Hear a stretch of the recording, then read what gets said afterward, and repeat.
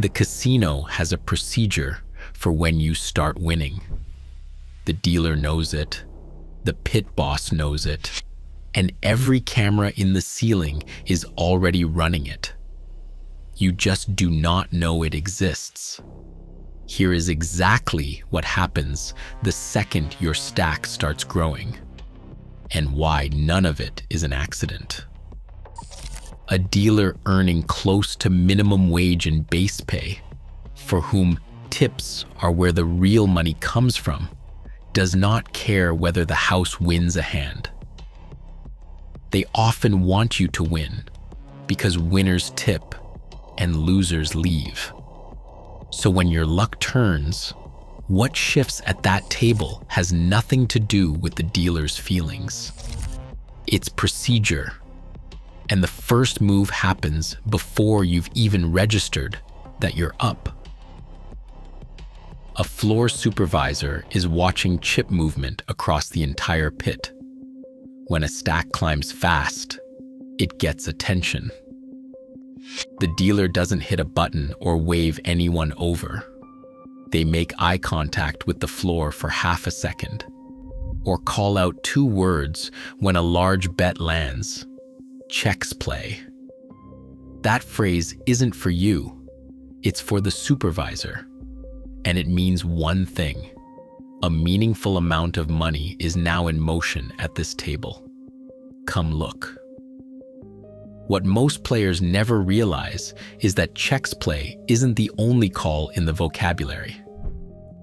Dealers are trained to verbalize anything that shifts the financial picture at the table. A large buy-in, a sudden bet increase, a player spreading to multiple hands. Every call is a data point, and every data point goes into a live picture. The floor is building about your session in real time. The moment you start winning, you stop being background noise. You become the thing the room is quietly paying attention to. You think you're playing a card game. What's actually happening is that you've just been entered into a monitoring system, and the dealer is the sensor. The second thing that happens when you start winning is that the casino quietly answers a question it asks about every player at the table. How much is this person worth to us? Every rated player has a number running in the background called the Theo, short for theoretical win. It takes your average bet, how long you've been playing, and the house edge, and produces exactly how much the casino expects to make from you over time. Not from this hand. Over time. That distinction matters more than your current stack. A player up $800 after 3 hours of big bets still has a Theo that favors the house long term. The casino is not worried about that player. They want that player comfortable and seated. But a player up $800 in 20 minutes on small bets, that is a different signal. That is the profile that gets a second look. Here is what that second look actually means in practice. A floor supervisor pulls up your player card data and compares your current session win against your Theo for the same period. If the numbers are wildly out of alignment, if you are winning 4 times what the math says you should, the floor wants to know why. Not because they suspect you of cheating necessarily, but because a player beating their Theo by that margin is either very lucky, playing differently than usual, or doing something the house needs to understand before the session goes further. The comp offers coming your way, the floor's attention, the dealer's behavior, all of it is being calibrated against a number you cannot see and were never told existed. You are not being judged on your luck. You are being judged on your math. When your stack gets tall, the dealer will offer to swap your pile of low-value chips for a smaller stack of high-value ones. Most players read this as a courtesy. It isn't only that. The swap is called a color-up, and when it happens, the dealer calls it out loud and works through the exchange visibly. Chips counted on the felt, hands in clear view of the cameras overhead. Coloring up. 2000 is said clearly, with everything on display. This is standard dealer procedure, and it creates a recorded, witnessed moment of exactly how much you have. You've just been formally logged at whatever number the dealer called. The second thing the color-up does is quieter. A tall stack of small chips feels like a lot. A short stack of blacks feels like less, even when it's the same money or more. The visual size of your win just shrank at the exact moment you were feeling best about it. Nobody announces this as manipulation. But compare it to what a slot machine does when you hit. There are sirens, lights, a number that flashes as big as the screen allows. The table game moves in the opposite direction. It makes your win smaller and keeps the room calm. You walk away from that table feeling like you did okay. The slot player walks away feeling like they won something enormous. One of those feelings is more likely to bring you back tomorrow. Watch a dealer's hands the next time a big payout happens at any table. They will clap lightly, turn both palms up toward the ceiling, and spread their fingers wide. It takes 2 seconds. Most players do not even notice it. That gesture is called clearing hands, and it exists for one reason: to prove to the camera that the dealer is not palming a chip. Internal theft is one of the casino's biggest operational risks, and a dealer paying out a large winner is standing at the exact moment where skimming is most likely to happen. So when you start winning big, the dealer's movements get more deliberate, more visible, more performed for the ceiling. It is not nerves. It is a protocol that activates because the stakes just went up. And here's what happens on the other side of those cameras that most players never consider. When you win significantly, not just a good hand, but a session that draws attention, surveillance does not just watch the live feed. They pull the recorded footage and review your play hand by hand, looking for signs of card counting, past posting, dealer collusion, or any other pattern that explains why the math broke in your direction. This review runs whether you did anything wrong or not. It is automatic. A former surveillance consultant for Encore Boston Harbor confirmed this publicly. When someone wins a lot of money, surveillance does a review of that play to see if the dealer followed proper procedures and whether anything looks out of place. You went from a customer to a documented event, and somewhere in a locked room you will never see, someone is working backward through your session on a monitor. Now we get to the part that feels like superstition, but is actually engineering. If your streak runs long enough to draw attention, the rhythm of the table will change, and it will almost always look like routine. The dealer hits the end of the shoe, and there is a full reshuffle. A floor supervisor taps the dealer out, and a new one slides in. You are invited to move to a higher limit table with more room. Each of these is presented as ordinary housekeeping, and most of the time it genuinely is. Dealers rotate on a clock. Shoes get shuffled on a schedule. But that same routine machinery doubles as a streak breaker, and the industry has a name for the deliberate version. Shuffling up, cutting the shoe early before the natural endpoint resets any pattern a player was tracking, consciously or not.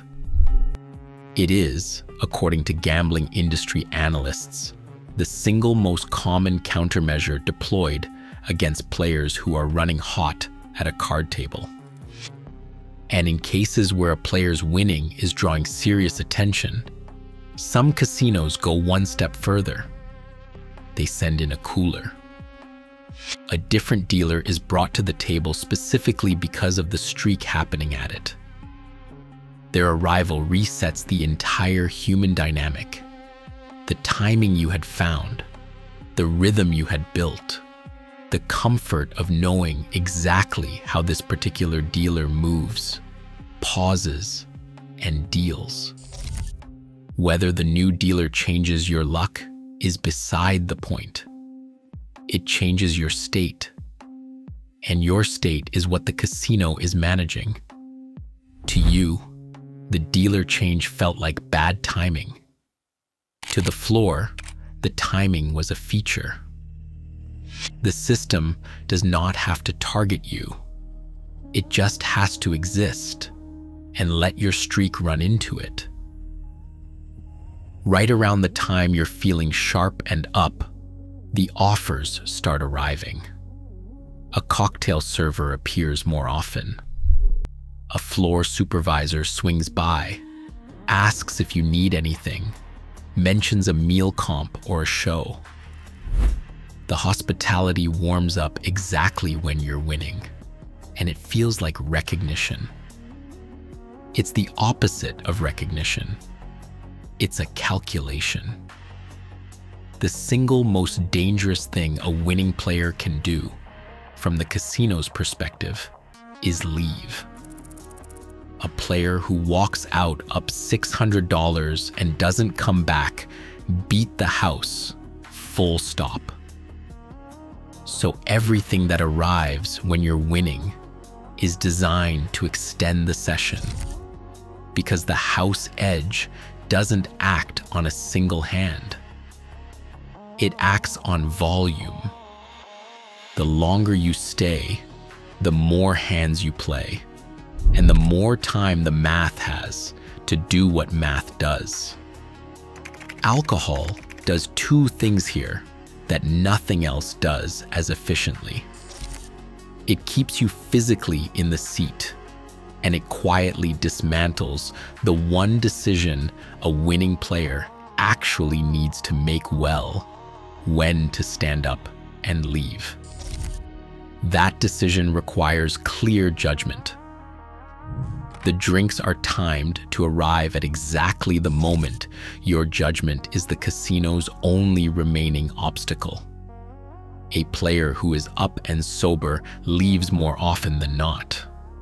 A player who is up and 3 drinks in almost always stays, bets bigger, and gives it back.